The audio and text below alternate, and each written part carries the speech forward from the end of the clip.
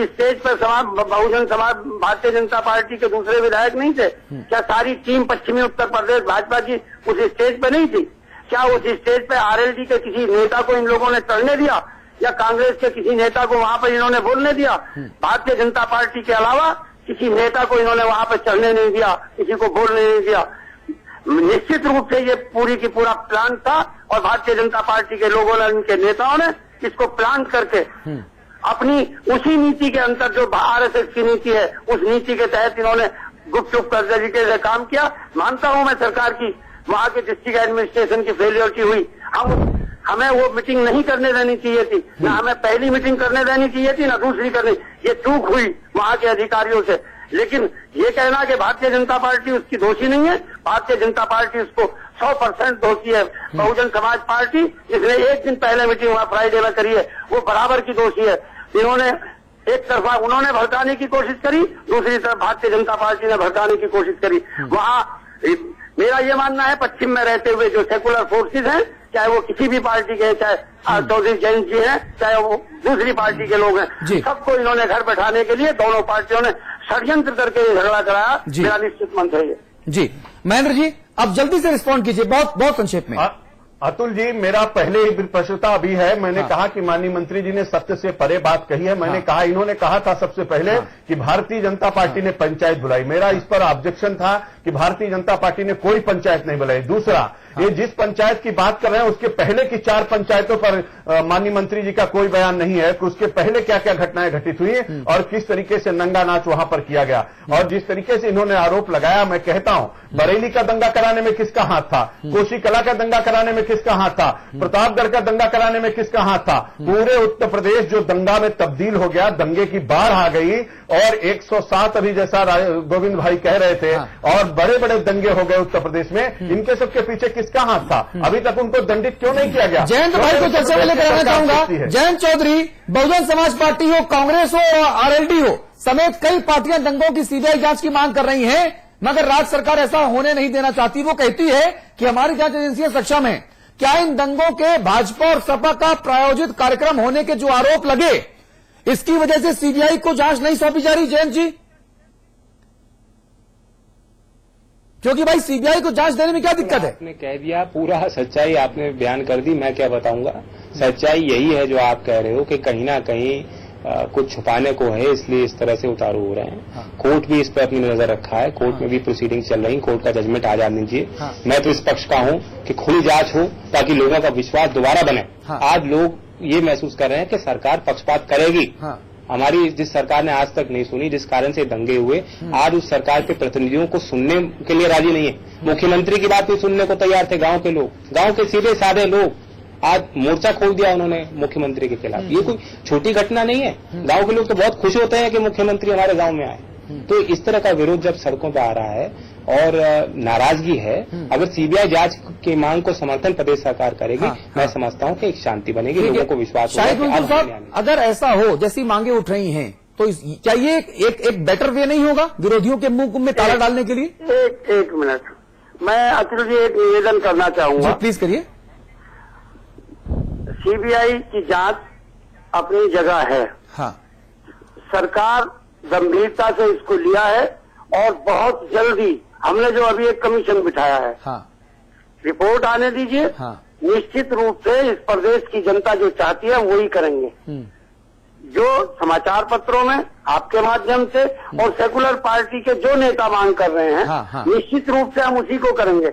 लेकिन वो लोग जो कल दंगा करा रहे थे, वो लोग जो कल भाषण दे रहे थे, वो जो लोग कल स्टेज सजा रहे थे, आज वो सीबीआई की मांग करते।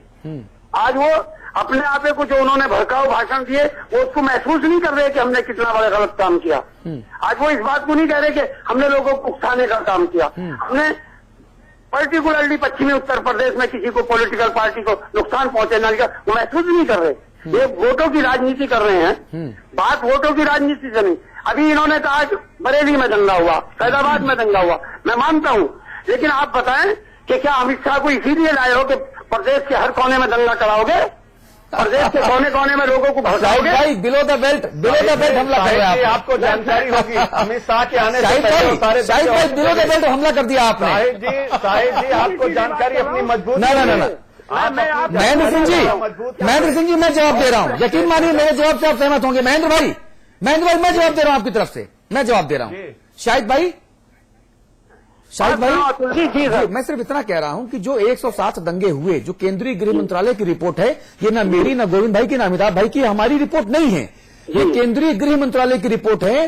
और दिसंबर 2012 को जब आपकी सरकार को 9 महीने तकरीबन कंप्लीट हो रहे थे, तब माननीय मुख्यमंत्री अखिलेश यादव जी ने विधानसभा के पटल पर 27 दंगे होना स्वीकार किया था। ये भी मैं नहीं कह रहा, ये माननीय मुख्यमंत्री जी ने कहा था।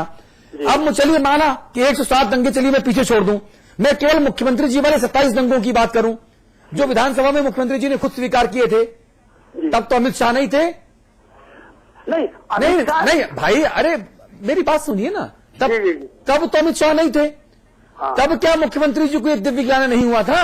और अगर अमित शाह दंगे फैलाने के दोषी हैं, तो जैसा आपने जयंत को और चौधरी अजीत सिंह को रोक लिया सीमा पर, या रविशंकर प्रसाद और बाकी लोगों को रोक लिया, तो आप वैसे अमित शाह को बाहर क्यों नहीं करते?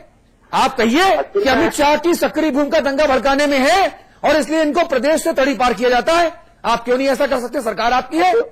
अतुल जी आदरणीय सांसद जी जयंत जी मुजफ्फरनगर जा चुके हैं, प्रभावित क्षेत्र का दौरा कर चुके हैं जी। इनको नहीं रोका है। नहीं, इनको आपने 9 तारीख को रोका था भाई साहब। वो जब तक कंट्रोल नहीं था, हालात खराब थे, तब तक स्थिति उसी की बात कर रहा हूँ भाई साहब। अब तब तक स्थिति और थी, स्थिति सामान्य होने के बाद किसी को रोक टोक नहीं। दूसरा, अगर अमित शाह इतने ही खतरनाक है तो आप उनको प्रदेश से बाहर क्यों नहीं करते? ये मैं नहीं कर रहा, ये तो पूरा देश जानता है वो क्या है। और आप कुछ नहीं करेंगे, सरकार कुछ नहीं करेगी। एक व्यक्ति जिसको आप आतंकवादी बता रहे हैं, जिसको आप कह रहे हैं दंगा भड़काता है, उसको आप राजधानी में खुला घूमने देंगे? निश्चित रूप से कार्रवाई होगी।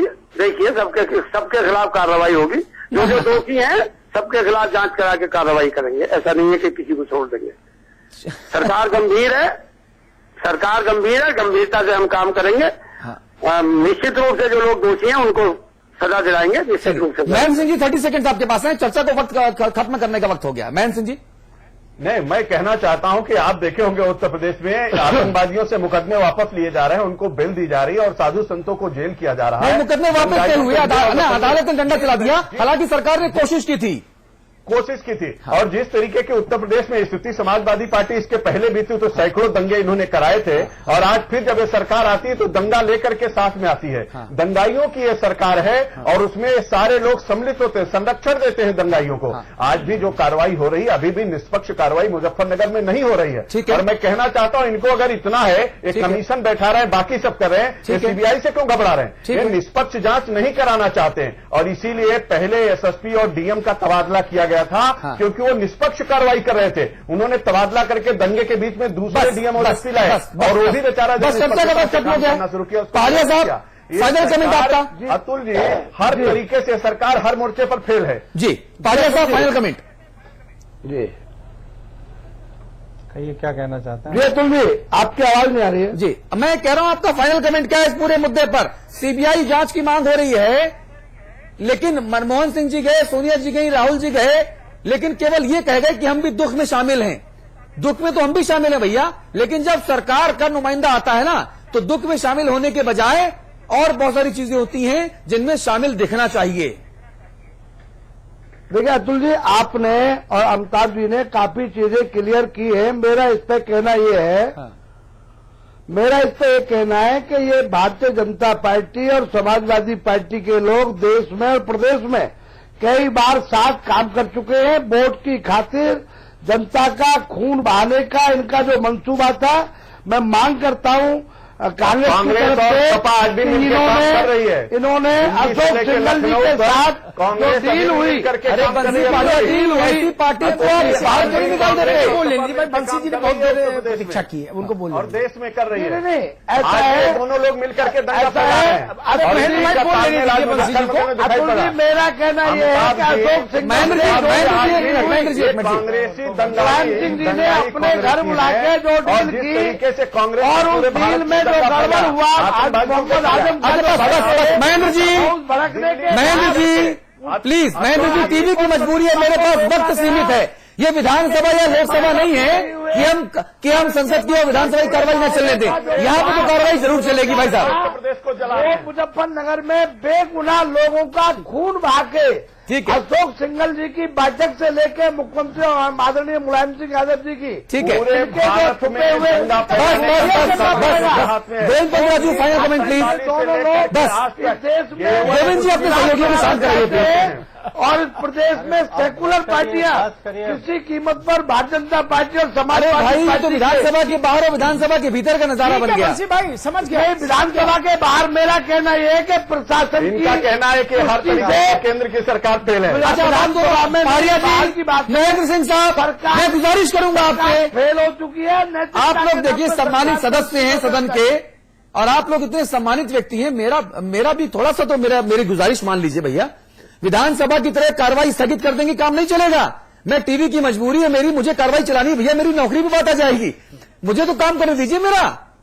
ऐसा जुल्म मत कीजिए भाई साहब। जी गोविंद जी, बस पारिया जी, बस पारिया जी, बस अब नहीं। गोविंद जी फाइनल कमेंट प्लीज। सबसे पहले आदरणीय निर्मल खत्री जी के निर्देश गोविंद आप बोलिए, हमारे नेता सदन देखिए, माथुर जी, जो नरसिंह पूरा प्रसाद जी, जो पंकज मामला जी है, को वहाँ जी, भेजा मुझे गया लगता है कि और हमारे सरकार ने रोका।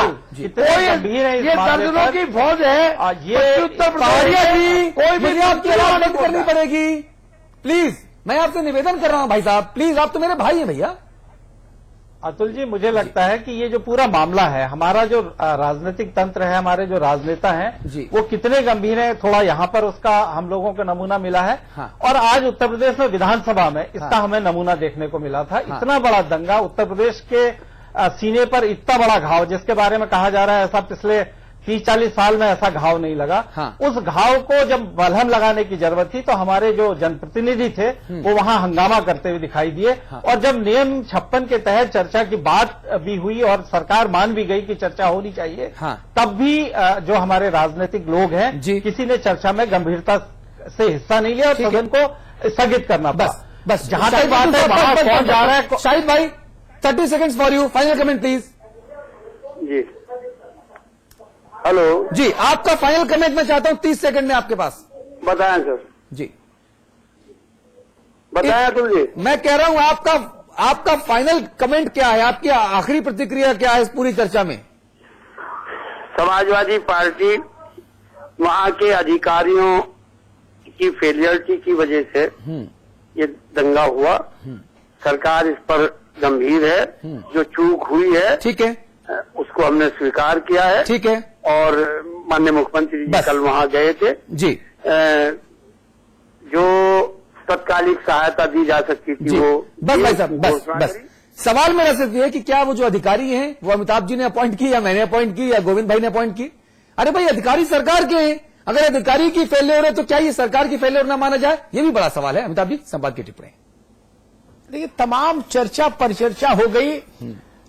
मेरे मित्र शाहिद भाई हैं यहां, मैं उनकी नजर एक शेर कहूंगा। शाहिद भाई है ना आप? जी हैं वो। सुन के जाइयो। जी, एक शेर आपकी नजर करता हूं। तू इधर उधर की न बात कर, तू ये बता कि कारवां क्यों लुटा, रहजनों से हमको गिला नहीं, तेरी रहबरी का सवाल था। हुकूमत किसको दी? अगर हुकूमत भारतीय जनता पार्टी को दी होती तो महेंद्र सिंह से सवाल पूछता। हुकूमत कांग्रेस को दी होती तो बंसी पहाड़िया से सवाल पूछता। अजीत सिंह जी को मुख्यमंत्री बनाया होता तो जयंत से पूछता। आपको हुकूमत दी है, और मैं इस बात से कभी मुतमईन होता ही नहीं अपने पूरे जीवन में पत्रकारिता के कि फला की साजिश थी। अरे भाई, साजिश थी तो आप क्या कर रहे थे? साजिश रोकी क्यों नहीं? साजिश नाकाम क्यों नहीं हुई? हमने मान लिया कि सबकी साजिश थी। आपको भी तो इल्हाम होगा ना कि आपके खिलाफ कौन लोग साजिश कर सकते हैं। उन पर नियंत्रण क्यों नहीं लगा? उस दरोगा का मैं क्या करूं? उस पर रुपया निछावर करूं या जान निछावर कर दूं जो दरोगा ये कहे कि अपराधी साजिश कर रहे हैं मुझे कमजोर करने के लिए? अरे तो आपको बैठाना किस लिए था दरोगा जी? ये तर्क चलेगा क्या कहीं? गाजियाबाद से गाजीपुर तक कहीं किसी को ये तर्क बेच सकते हो कोई कि दरोगा बोले कि सारे जेब कतरे मेरे खिलाफ साजिश कर रहे हैं एसएसपी से कहे जाके? तो तो उस दरोगा का क्या करे? अगर लोगों ने साजिश की तो साजिश करने वालों के मन में भय क्यों नहीं था? और आखिरी बात कहूंगा, निष्पक्षता का पालन होना चाहिए जी। निष्पक्षता नहीं दिख रही है अभी। मैं क्यों नहीं दिख रही उसके विवेचन में नहीं जाऊंगा, क्योंकि अभी माहौल नहीं है उतना कड़वा बोलने का।